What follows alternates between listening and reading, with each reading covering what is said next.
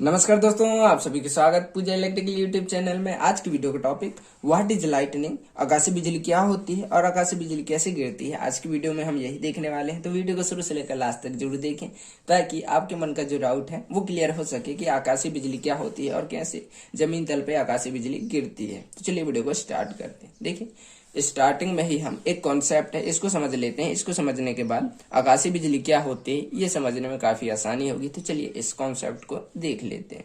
देखिए, आपने छोटी क्लासों में पढ़ा होगा कि जितने भी मटेरियल होते हैं इस दुनिया में वो सभी छोटे छोटे पार्टिकल से मिलकर बने होते हैं, छोटे छोटे कणों से मिलकर बने होती हैं, जिनको हम एटम कहते हैं।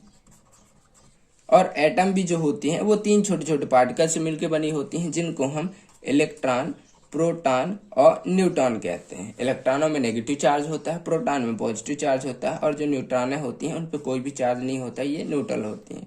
और एटम में प्रोटॉन और न्यूट्रॉन जो होती हैं सेंटर वाले पार्ट, जिसको न्यूक्लियस कहते हैं, उस पर स्थित रहते हैं। और इलेक्ट्रॉन है ये जो ऑर्बिट बने हुए हैं, कक्ष बने हुए हैं न्यूक्लियस के चारों ओर, उन पे न्यूक्लियस के ये सेंटर वाले पार्ट के चारों ओर चक्कर लगाती रहती हैं। तो हमें पता है इलेक्ट्रॉन नेगेटिव चार्ज और प्रोटॉन पॉजिटिव चार्ज, ये दूसरे दोनों चार्जें जो है अपोजिट चार्ज हैं, तो ये एक दूसरे को अट्रैक्ट करती हैं।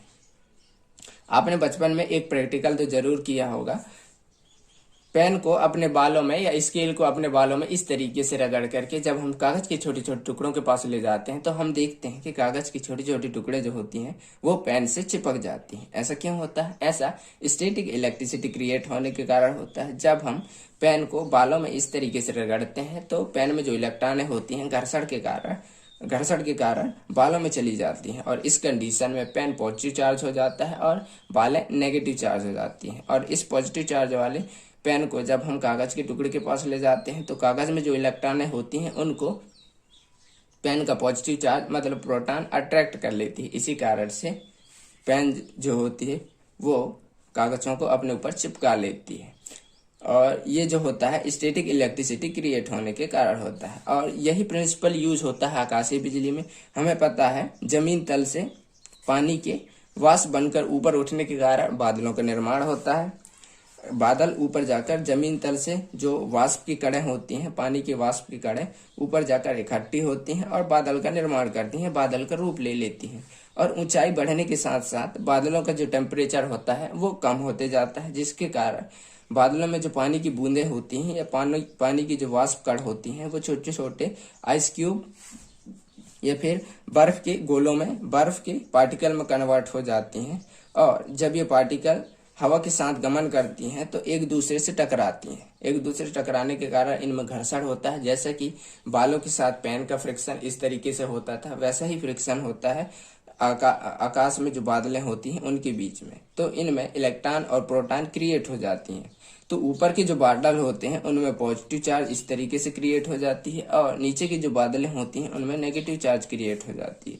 और बरसात के समय में हमें पता है जमीन तल का निचला वाला जो हिस्सा होता है वो आंधी तूफान चलने के कारण इनमें भी पॉजिटिव चार्ज क्रिएट हो जाती है। और हमने देखा है इस कॉन्सेप्ट में, आगे वाले कॉन्सेप्ट में, कि प्रोटॉन जो होती हैं इलेक्ट्रॉनों को अट्रैक्ट कर लेती हैं या फिर ये दोनों एक दूसरे को अट्रैक्ट करती हैं। तो जमीन तल के जो प्रोटॉन होती हैं बादलों के निचले हिस्से में जो इलेक्ट्रॉनें होती हैं उनको अपनी ओर आकर्षित कर लेती हैं। तो ये जो इलेक्ट्रॉनें होती हैं वो जमीन तर की ओर आने लगती हैं, और इन्हीं के जमीन तर पे आने को ही हम आकाशीय बिजली कहते हैं। और इसका जो वोल्टेज होता है बहुत ही ज्यादा हाई होता है। आकाशीय बिजली का जो वोल्टेज होता है वो 100 किलो वोल्ट के करीब होता है, जो कि बहुत ही ज्यादा हाई वैल्यू का वोल्टेज होता है। इसी कारण से हम बरसात के समय में देखते हैं कि हमारे घरों के जो इलेक्ट्रिकल डिवाइसेस होती हैं, लैंप, मोटर, पंखे, टीवी आदि बंद कंडीशन में भी खराब हो जाती हैं। तो ऐसा इसलिए होता है क्योंकि जो मेन सर्विस की लाइन होती है, देखिए इस तरीके की मेन सर्विस की लाइन में जब ये आकाशीय बिजली जमीन तल पे आती है तो किसी कारणवश इन मेन सर्विस लाइन के संपर्क में आ जाती है और न्यूट्रल वायर के संपर्क में आती है। क्योंकि सारे इलेक्ट्रिकल डिवाइसों में न्यूट्रल वायर कॉमन रहता है, उसमें कोई भी हम स्विच यूज नहीं करते, तो इसके संपर्क में आ जाती है। इसी कारण से स्विच ऑफ की कंडीशन में भी हमारे घर के जो इलेक्ट्रिकल उपकरण होते हैं वो खराब हो जाते हैं हाई वोल्टेज के कारण। और इसमें फ्लो होने वाली करंट की जो वैल्यू होती है वो 10 किलो एम्पियर से लेकर के 90 किलो एम्पियर के करीब होती है, जो कि बहुत ही ज़्यादा हाई वैल्यू का करंट होता है। इसी कारण से जब ये कोई जीवित जीव के संपर्क में आता है तो उसे बहुत तेज इलेक्ट्रिकल शॉक लगता है और उसकी मृत्यु हो जाती है।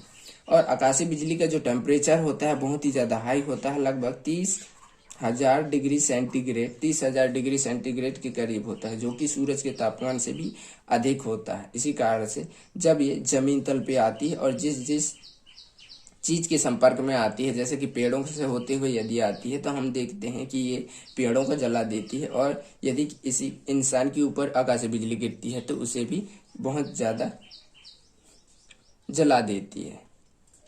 और इसकी जो टाइमिंग होती है बहुत कम समय के लिए होती है, लगभग 0.005 सेकेंड के करीब इसकी टाइमिंग होती है, जो कि 5 मिलीसेकेंड के करीब होती है। मतलब बहुत ही कम समय में आकाशीय बिजली जमीन पे गिर जाती है या जमीन पे आ जाती है। तो दोस्तों ये था आकाशीय बिजली, और आकाशीय बिजली कैसे गिरती है आज की वीडियो में हमने देखा। यदि आपको हमारा वीडियो पसंद आया तो वीडियो को लाइक करें और चैनल को सब्सक्राइब करें इसी तरीके के इलेक्ट्रिकल से जुड़ी वीडियोस के लिए। तो मिलते हैं अगली वीडियो में, तब तक के लिए धन्यवाद।